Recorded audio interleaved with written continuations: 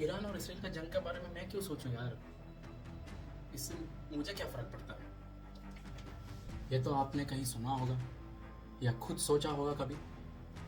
तो ये जानना ज़रूरी है कि फ़र्क पड़ता है। इस वीडियो में मेरे साथ बने रहिए और अंत तक देखिए और शायद आपका नज़रिया बदल जाए।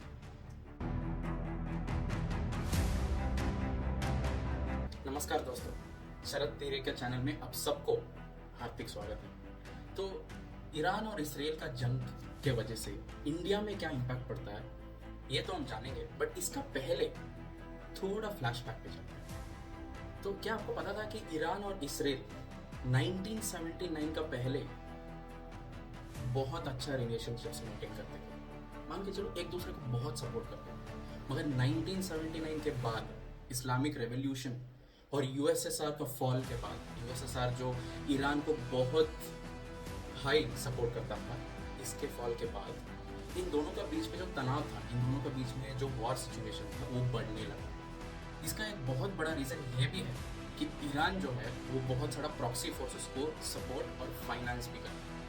तो प्रॉक्सी फोर्सेस ये होता है, ये थर्ड पार्टी मिलिटेंट ग्रुप्स होते हैं एक कंट्री के अंदर, जो एक गवर्नमेंट फंडेड हो सकता है, या तो खुद का गवर्नमेंट या तो बाहर का गवर्नमेंट, जो दूसरों का वॉर्स में मदद कर सकता है। ऐसे ग्रुप्स जो ईरान सपोर्ट करती है, ये हो गया हमास, हिजबुल्ला, सऊदीज और बहुत सारा अन्य ग्रुप्स भी है जो ईरान सपोर्ट करता है। और ये जो ग्रुप्स है ये कॉन्स्टेंटली इसराइल के ऊपर वॉर का सिचुएशन क्रिएट करते हैं, ताकि इसराइल अपना जो अटेंशन है वो ईरान से लेकर ये चारों या पांचों जो मिलिटेंट ग्रुप्स हैं या प्रॉक्सी फोर्सेस है उसके ऊपर फोकस करे अपना वॉर लड़ने के लिए, ताकि ईरान अपना जो न्यूक्लियर प्रोजेक्ट्स हैं, जो ईरान सिविल यूजेस के लिए जो कहता है, उसके ऊपर कॉन्सेंट्रेट करे और उसको बड़ा करे। चलिए अब ये जानते हैं कि हम इंडियंस के लिए ईरान और इसराइल का जंग के वजह से क्या इम्पैक्ट हो सकता है। तो इसलिए ये जानना जरूरी है कि इंडिया वर्ल्ड का सेकंड लार्जेस्ट ऑयल इंपोर्टर है। इसका मतलब हम लोग चाइना के बाद सेकंड हाईएस्ट क्रूड ऑयल का इंपोर्ट करते हैं। तो ये भी जानने का बात है कि ईरान में भी ऑयल रिजर्व्स है और ईरान भी ग्लोबल मार्केट्स के लिए क्रूड ऑयल एक्सपोर्ट करती है। तो अगर इस जंग का वजह से वो एक्सपोर्ट बंद हो गया, जो Iran almost close to 4% of global crude oil export करता है अपना कंट्री से, अगर ये बंद हो गया तो हो सकता है कि क्रूड ऑयल का प्राइसेस ज़्यादा हो सकता है। और क्योंकि India is the second largest oil importer, तो हम क्रूड ऑयल जो अब का प्राइस में खरीदते हैं वो अब ज़्यादा का प्राइस में खरीदने का संभावना है। अगर ये हुआ तो हमारा जो पेट्रोल, डीजल या बाकी पेट्रोलियम प्रोडक्ट्स हम यूज़ करते हैं उसका प्राइसेस ज़्यादा होने का पूरा संभावना है। तो इसके अलावा ये जानने का भी ज़रूरत है कि इंडिया जो है ईरान का 5 लार्जेस्ट ट्रेड पार्टनर्स में से एक है। इसका मतलब हम इंडिया से ईरान के लिए राइस, टी, शुगर, फार्मास्यूटिकल चीज़ें, इलेक्ट्रिकल मशीन्स एक्सेट्रा हम इंडिया से ईरान को एक्सपोर्ट करते हैं।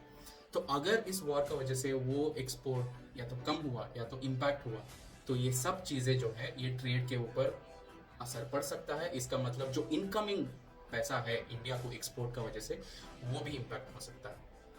तो इसके अलावा जो और एक बिगेस्ट फैक्टर है जो इम्पैक्ट हो सकता है, जो हम सबको जानने का जरूरी है, ये है अंडर वाटर सी इंफ्रास्ट्रक्चर या अंडर वाटर सी केबल्स। तो क्या है ये अंडर वाटर सी केबल्स? अंडर वाटर सी केबल्स एक ऐसा चीज है जो हमारा मैक्सिमम क्लोज टू, आप ये मानिए 95% वर्ल्ड का जो इंटरनेट और डेटा है वो अंडर वाटर सी केबल्स के थ्रू ट्रांसफर किया जाता है। और क्योंकि इस वॉर का वजह से ईरान और इसराइल का जो नेवल एक्टिविटीज है हमारा ओशन या सी के ऊपर, ये इंक्रीज हो गया है, तो इसका ज़्यादा चांसेस है कि ये जो केबल्स है जो 95% दुनिया का इंटरनेट और डेटा ट्रांसफर करती है, ये डैमेज होने का पूरा चांसेस है। तो क्या होगा अगर ये डैमेज हुआ? तो जैसे कि मैंने आपको बोला कि 95% ऑफ द वर्ल्ड इंटरनेट और डेटा इस केबल्स के थ्रू, अंडर वाटर सी केबल्स के थ्रू ट्रांसफर होता है। अगर ये डैमेज हुआ तो हमारा पूरा इकोनॉमी ऊपर नीचे हो सकता है। इस दुनिया, इस अभी का जनरेशन में, अभी का इस सिचुएशन में जहां हम सब डिजिटल फर्स्ट पे जाते हैं, सब चीज़ के लिए हमको इंटरनेट का ज़रूरत है, चाहे वो यूपीआई पेमेंट्स हो गया, चाहे वो घर पे ग्रोसरीज या सब्जी ऑर्डर करने का भी एक ऐप यूज़ करना होगा, या कुछ भी, सब चीज़ इंटरनेट पे चलता है। जैसे कि आप ये वीडियो देख रहे हैं, इसके लिए भी आपको इंटरनेट का ज़रूरत है। तो अगर ये अंडर वाटर सी केबल्स अगर इम्पैक्ट, अगर डैमेज हुआ, तो ये इंटरनेट रुक सकती है, डेटा ट्रांसफर रुक सकती है और पूरा इकोनॉमी कोलैप्स होने का पूरी चांसेस है। क्योंकि आज का टाइम पे इंडिया का जो डिजिटल इकोनॉमी है, जो इंटरनेट और डेटा ट्रांसफर्स के थ्रू चलता है, ये डिजिटल इकोनॉमी जिसको हम बोलते हैं, ये क्लोज टू 245 बिलियन हमारा जीडीपी पे ऐड करता है। अगर ये कोलैप्स हुआ तो आप सोच ही सकते हैं कि हमारा ये जो इकोनॉमी है कितना इम्पैक्ट हो सकता है। तो अगली बार कोई कहे कि इस जंग से हमें क्या फ़र्क पड़ता है, तो आप उनसे कहिएगा कि नहीं, हमको फ़र्क पड़ता है, और इस वीडियो को उनको भेज दीजिए।